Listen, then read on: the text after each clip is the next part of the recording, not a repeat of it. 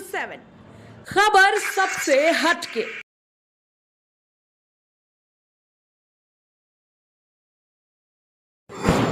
लोकतंत्र के चौथे स्तंभ के हमारे मीडिया के प्रिंट मीडिया इलेक्ट्रॉनिक मीडिया के सम्मानित पत्रकार 1 तारीख 1 जून को 6:30 बजे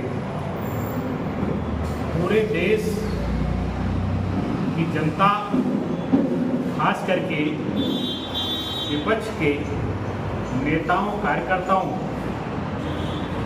को भ्रमित करने के लिए और मनोवैज्ञानिक दबाव बनाने के लिए भारतीय जनता पार्टी के इशारे पर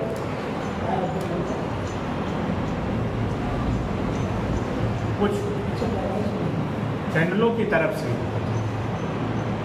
एग्जिट पोल दिखाया गया, जो पूरी तरीके से सत्तारूढ़ दल भारतीय जनता पार्टी एनडीए द्वारा प्रायोजित एग्जिट पोल है, जो जनता का एग्जिट पोल है। पूरे देश में भारतीय जनता पार्टी हारने जा रही है।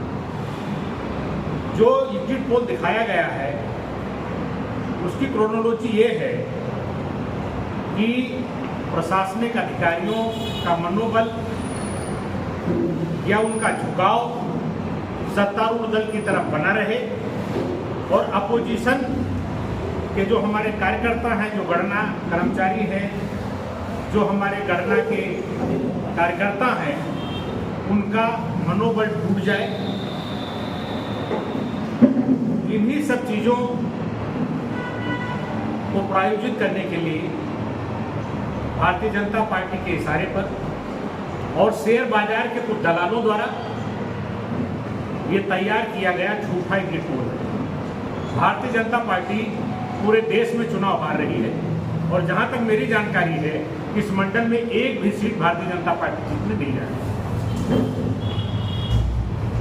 हाल तो ये है, एक नमूना के तौर पर मैं आपको बताना चाहता हूं कि हरियाणा में कुछ 10 सीटें हैं। एग्जिट पोल वालों ने कहा कि भाजपा को 16 से 19 सीटें मिलने जा रही है हरियाणा में। कुल 10 सीटें हैं और एग्जिट पोल हरियाणा में उन्हें 16 से 19 सीटें देने जा रहा है। इसी तरीके से हिमाचल प्रदेश में कुल 4 सीटें हैं और भारतीय जनता पार्टी की प्रायोजित एग्जिट पोल द्वारा उन्हें 6 से 8 सीटें दी जा रही हैं। इसी तरीके से राजस्थान में भी जो सीटें हैं जितनी निर्धारित, उससे ज़्यादा सीटें एग्जिट पोल में दिखाए जा रहे हैं।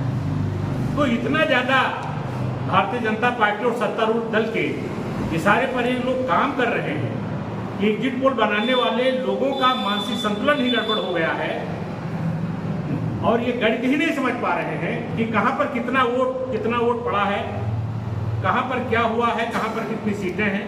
जहाँ निर्धारित सीटें हैं उससे ज़्यादा सीटें देने जा रहे हैं।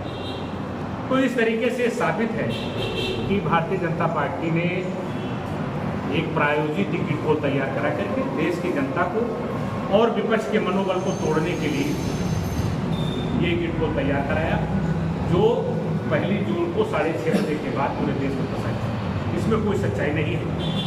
समाजवादी पार्टी के लोग, उनके मतगणना कार्यकर्ता और सारे नेता कल बड़ी सजगता और निर्भीकता और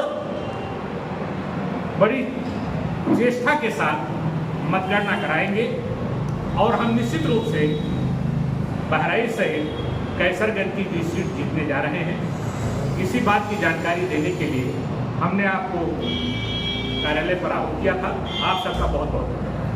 आपने जो आरोप लगाए हैं उसके लिए समाजवादी पार्टी करने क्या जा रही है? जो बीजेपी के आरोप लगाए हैं ये जो है एग्जिट पोल जो है इस तरह से बनवा कर लोगों का जो भ्रमित किया जा रहा है, तो समाजवादी पार्टी का अगला स्टेप क्या है? समाजवादी पार्टी ने जो जनता का एग्जिट पोल है कि पूरे देश में 395 से 98 सीट 298 सीटें गठबंधन को मिलने जा रही है और भारतीय जनता पार्टी हारने जा रही है। जितने भी YouTube चैनल के बहुत प्रतिष्ठित और सम्मानित स्तंभकार हैं, जिसमें रमेश कुमार जी हैं, अवसार शर्मा जी हैं,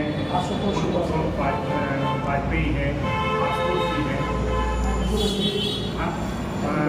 अजीत क्या है, अजीत खेड़े हैं, संजय शर्मा है।